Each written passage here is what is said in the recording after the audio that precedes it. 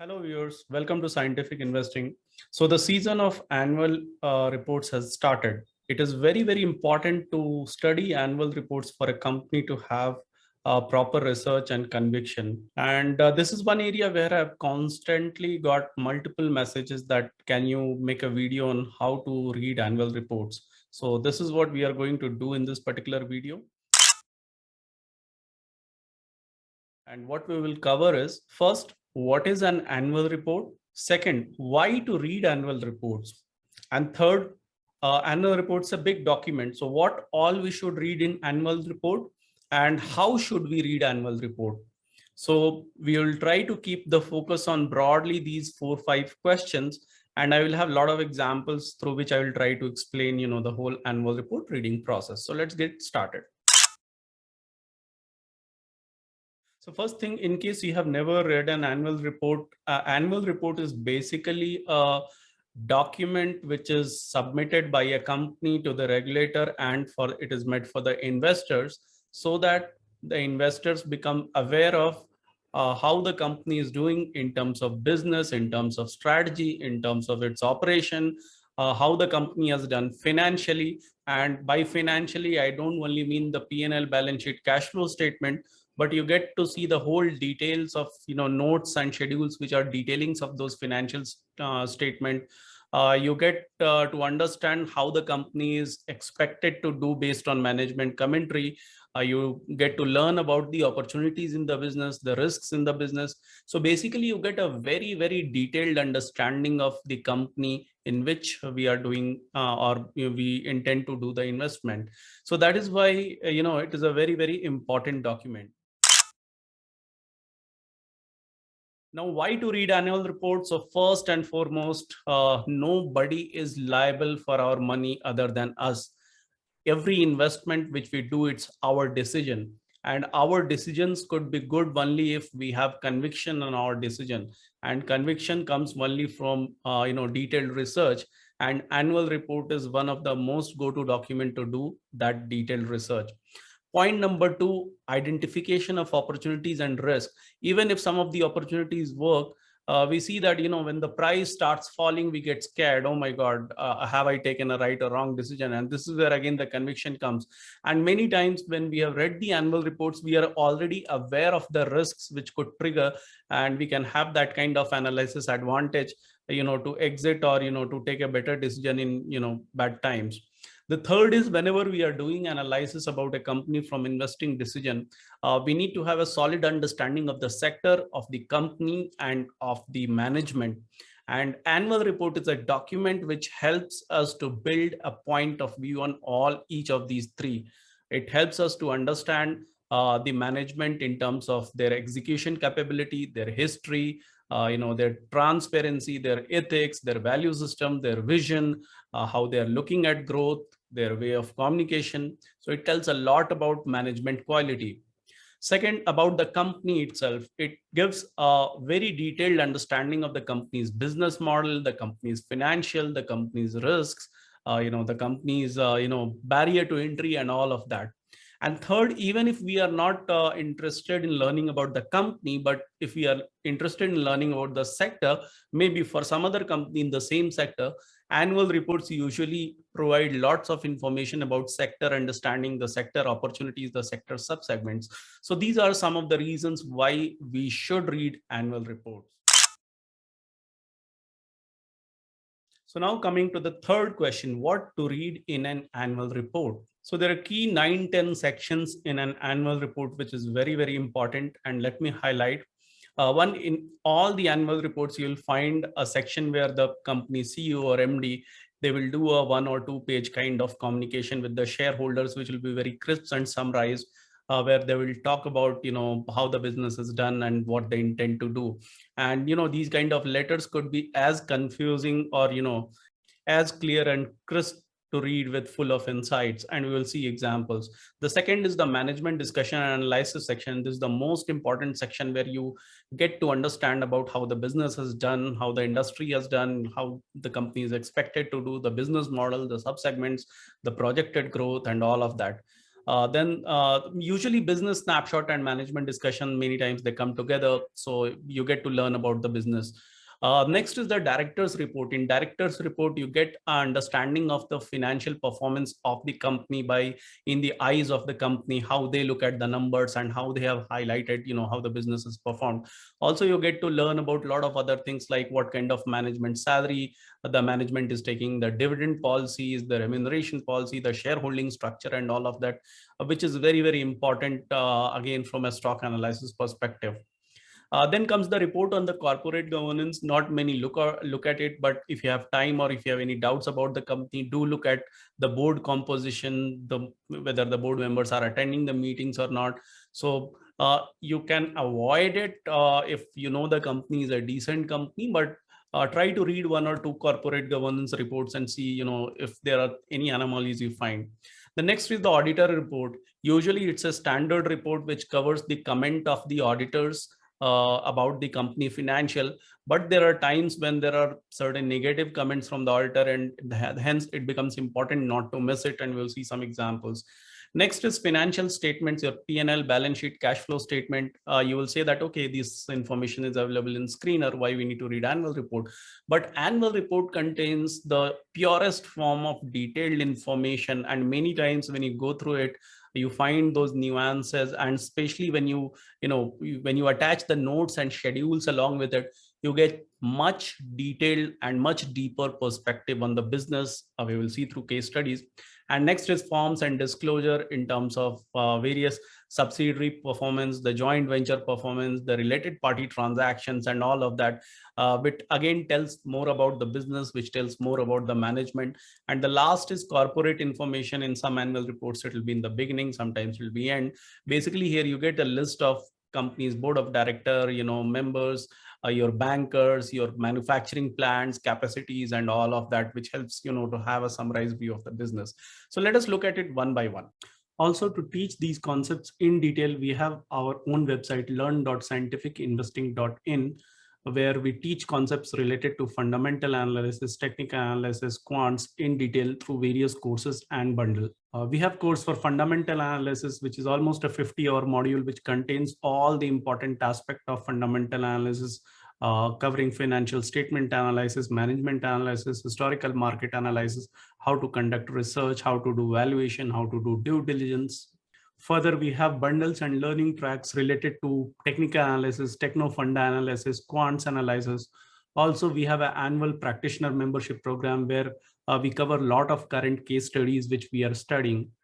So we have almost 120 plus hours of hybrid content, which is outcome driven. There are a lot of use cases. We have almost 15 plus company case study, 4 plus sector case study. We focus on data driven learning, and there is a community membership program also where there are a lot of community membership with live sessions. Also, we provide some of our proprietary tools to conduct fundamental and technical analysis. Coming to scientific investing practitioner membership program, it's a program where every year we cover a lot of live use cases. We cover almost 20 to 30 companies, 2-3 sectors. We keep covering markets on regular basis. We try to do periodic reviews of quarterly results and annual report analysis. Also, we do a lot of regular meetups and webinars. And not only website, we have tried to pack all of this, and recently we have launched our app where all of this is available. So you can go and explore and see if there is something interesting for you. So you can see I have picked two letters from managements. One is from Crompton and one is from Polymed. And you can see I quite like, if you see the Crompton letter, it's a very crisp one-page letter, and there are 5 things which the management has identified which they want to do. Same way, if you look at Polymed, they have kept it crisp. They're talking in terms of numbers. They're highlighting the business performance. They're telling what they were able to do and not. So the quality of a good letter is it has to be crisp, it has to be measurable, it has to be quantitative, it has to be very less qualitative buzzwords, and it should be more focused. It should highlight what is the management intended to do so that their performance can be measured. And that is how you should evaluate the quality of management letter. Here is another letter from another company, Hindustan Foods, and you can see that in this letter, maybe in COVID, management would have attributed performance to COVID, and actually the business has done well, but it couldn't do well compared to what he was committed, and still, he's taking the ownership of, the underperformance. So this highlights a lot about, the type of management. So here is a snippet from management discussion and analysis section. And always remember, you should make notes, because, when you make notes, do make notes on the annual report pages so that, you can infer. And in the end, I would suggest make your summarized notes. So you can see in the management discussion, there is a lot of insight about what kind of business the company is, what kind of, the capex the company is going to come up with. Can this company have some kind of operating leverage possibilities? So there is a lot of insight which is there in management discussion and analysis section, if one wants to extract out of it. Here is another snippet from the director's report, where you get to understand what kind of salary the management is taking, what is the year over year salary growth rate the management has taken, and if the growth rate in salary is very aggressive compared to the company's growth rate, then we need to be a bit cautious. Again, it has to be under the purview, so try to understand what is the maximum salary limit SEBI allows, whether it is more than that, less than that. And my suggestion would be, don't look only for 1 year, look for 3 4 5 years and how it has grown in terms of CAGR, because 1 year could be an outlier. Now, the auditor's report, as I said, it carries the comment of the auditors about the financial statements of the business. And sometimes these kind of reports could be interesting. Like this is auditor report of this company called Apollo Sinduri. And if you see, auditor has made one comment that 20% of the food business is being handled in terms of cash. So the transactions are being done in cash. Now, this is a very interesting observation, because there could be a lot of possibilities when a lot of business is being dealt in cash. So this is how you should look at the auditor report, and if there is something which is pinpointing to certain risk, we should make our observations. So next is the financial analysis section, and why I go beyond screener is because when you read the annual report, you go through each and every line item in much more details. You make your own, notes. You can highlight if there is any kind of pattern. You can highlight if there is any kind of anomaly. And here, like we see that, for this company, though the management salary had increased, the overall employee expenses has decreased. So which means I don't know if they have done an employee cost cutting or what. So it's a question we need to be cognizant of, why the employee salary is going down. Or if we look at another sheet, we see there are certain line items, there is a significant jump. So why this jump has happened, why certain things are growing at a very fast pace year over year. So when you look at line by line, you get into much more details, and that is much more helpful to get a financial understanding of the company. Here is another example, and if you see the right side image, so on almost 34 crore profit, the company is paying 11 crore of interest. So what if the company is able to reduce the debt? I'm just taking a hypothetical scenario. So when I look at these detailings, I realize, okay, interest cost is almost 1/3 of the profit. So if the company is able to reduce its debts and become a debt free, almost 30% of profit can happen only because of interest reduction. Now the question is, will they reduce the interest or not? Or there are certain things where there is an inventory which is going down. So is it a good sign or it's a bad sign? The assets, property, plant, it has doubled. So when we make all these notes and then we summarize, we get fair understanding of how the company has done in a year and how they're supposed to do. Also, we are studying about the business operation, we are studying about the financial numbers, so we are able to better connect both of them. Now, notes and schedules, and not many read this section, but this is very, very important section, because most of us, first we stop at looking at screener data, then some of us stop after looking at the P&L, balance sheet, cash flow statement. But this is important because it gives a lot of detailed insight. Like if you see this particular one, there is a detailing of the receivable, and there is a receivable component which is more than 90 days old. And this is a significant amount, which is almost 6 crore. And even last year, there was a 6 crore amount. Even this year, there is a 6 crore amount. So it is okay to have a receivable of more than 90 days, but if you see this specific receivable is coming from related parties. So why related parties are delaying the payment so much? That is something which is, worth thinking. Or if you look at another details of the notes, you see that, okay, if the company is raising loan, at what rate it is raising loan. So you get to understand, what is the interest rate which the bankers are charging. That tells you something about the risk profile of the company. You get the loan repayment schedule. So, you can have a better understanding of, when the interest rates will be, how much of interest rate will flow into PNL and, these kind of information. So it is very, very important. Many times when you read such notes and schedule, you realize if the company has 100 crore of cash, whether the company is putting that cash in liquid fund or the company is going and playing in the market by investing in equity market, which tells a lot about, whether the management is more interested in, doing the core business or, looking at equity market, which is not their core expertise. Then there are certain forms like AOC and all, which the companies submit, which tells about more information about their joint ventures. Maybe certain forms having, the breakup of the business by business segment and all of that, which helps us to get a deeper understanding of business. Like here, we know overall the company is profitable, but there is one JV which is in 4 crore loss. So what if this JV becomes profitable, or what if they hive off this JV, they sell their stake?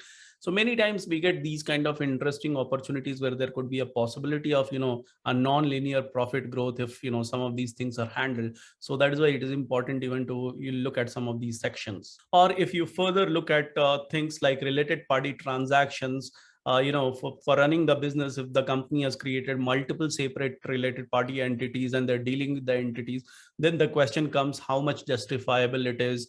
What is the nature of these transactions? What is the quantum of these transactions? If the amount of these transactions is very high compared to the profit company is generating, and there is no way to identify whether, these transactions are on arm's length basis, then that is again something to be cautious. At least we can ask in the conference calls, what is the necessity to do these transactions? And, again, it helps to build a perspective on the management quality and whether the management is honest or not. So another example why notes and schedules are important, if you see, this particular company keeps changing its accounting depreciation policy.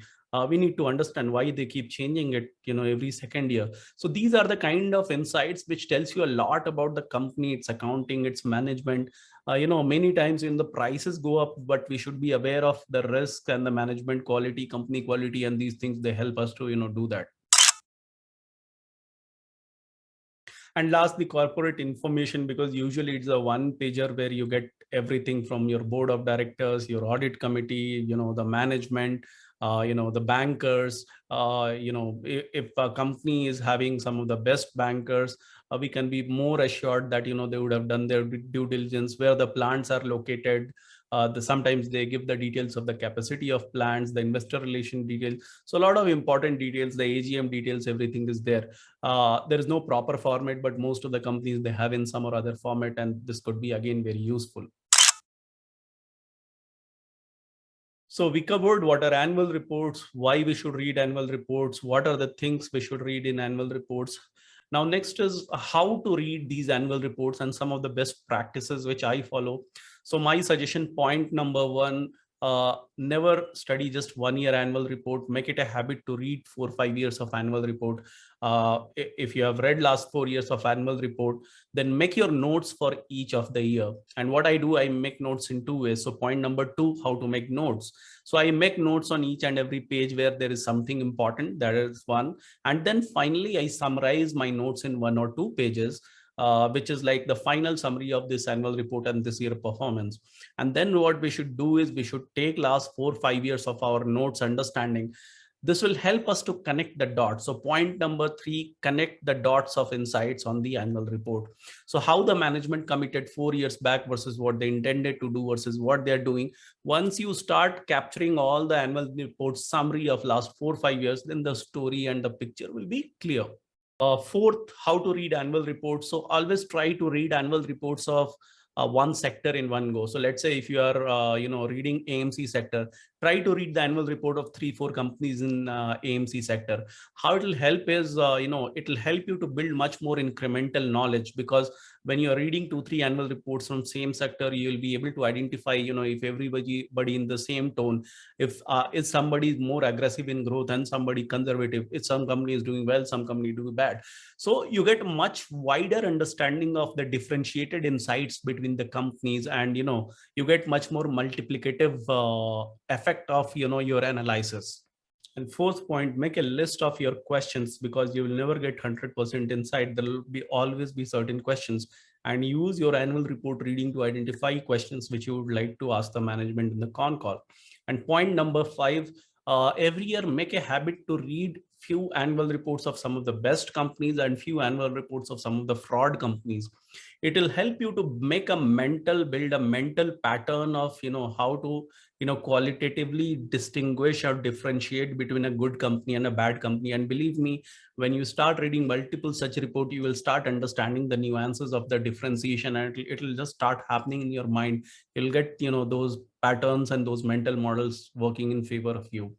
So this was the session on how to read annual reports. I hope this was useful. Now, if you are, if you have watched this video till here, I want you to do few things. Type in the comment box which are the annual reports you have read this year, or which are the annual reports you are going to read this year. If you have found a very interesting annual report for this particular year, type in the comment box which annual reports were very interesting. Put some of your insights. And last but not the least, if you like our channel, do like our content, do like, subscribe, and hit the bell icon, and share with as many as people, so that we can reach to more and more people. Thank you.